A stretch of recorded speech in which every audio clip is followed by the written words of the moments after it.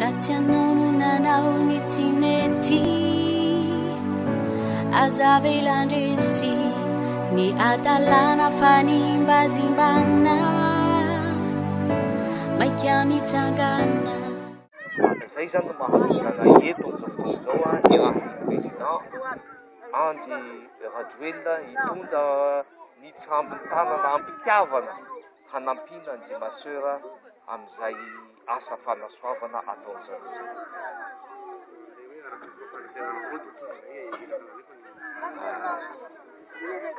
Tamin'ny diany taty voalohany zay moa dia nampanantena président fa hanome fanampina andy masera eto a Tsihombe dia tonga eto zahay am'izay fanantenana natao président zay tonga eto manolotra ireto vary sy koveta sy sotrobe ho andy masera mba sivilany ka hiatsefana zay asa fanomezana sakafo masaka ho an'ny vahoakany Tsihombe zay zany.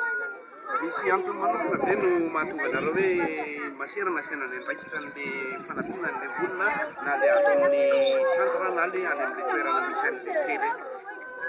Ny zavatra fantatra aloha zany dia ny zavatra omen'ny masera dia tsy voahodikotiny fa tena hiantefa mivantany agny amin'le vahoaka marefo, ny ankizy marefo. Zay ny zavatra fantatra zay.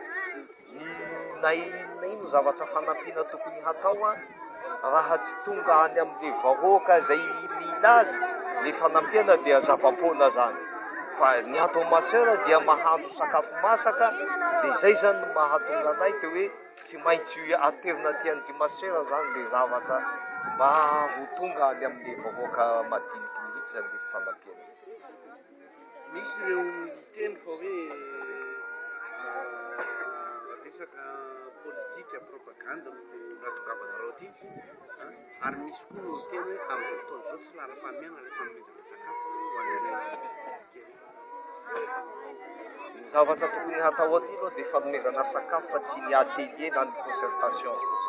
Ny concertation nationale dia fandaniana vola fotsiny farafahakely ny vola lany tao ambodimbe androy ao nanaovan'ny concertation dia agny amin'ny 500 millions FMG ny lany ao. Zany 500 millions FMG zany raha navidy sakafo sy navidy rano dia mba niafaka olana niafaka problème le vahoaka kere zany. Nefa ny lanina amin'ny kabaro izay tsy hisy tohiny rapiky fa ny ataony président Rajoelina dia tonga de fanampiana mivantana mba ho sakafon'le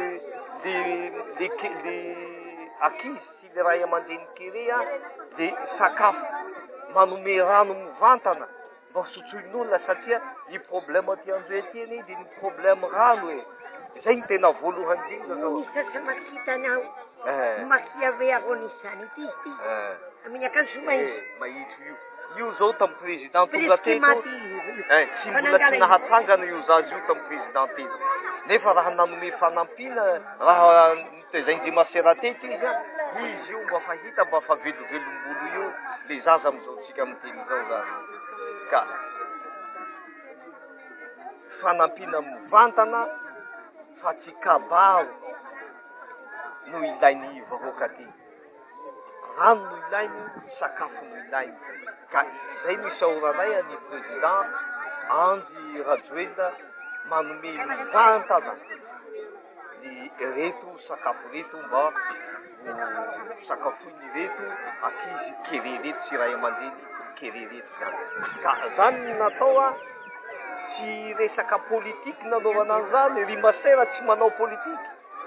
Raha ny zavatra politika natao dia niantso an'ry distrika zahay niantso ny ben'ny tanàna zahay fa matoa io menandry masera dia lay fo miantsa lay fo be fitiavana no maneny any président Andy Rajoelina hanolotra azy fa tsy misy resaka politika ao anatiny ao zany.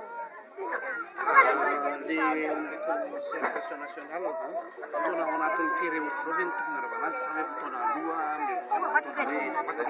voalaza teo zany de hoe ny ny concertation nationale ane tsy ilainy e. Fa doany fanampina ny aide d'urgence, ny aide humanitaire, izay no ilaina malaky de malaky zao.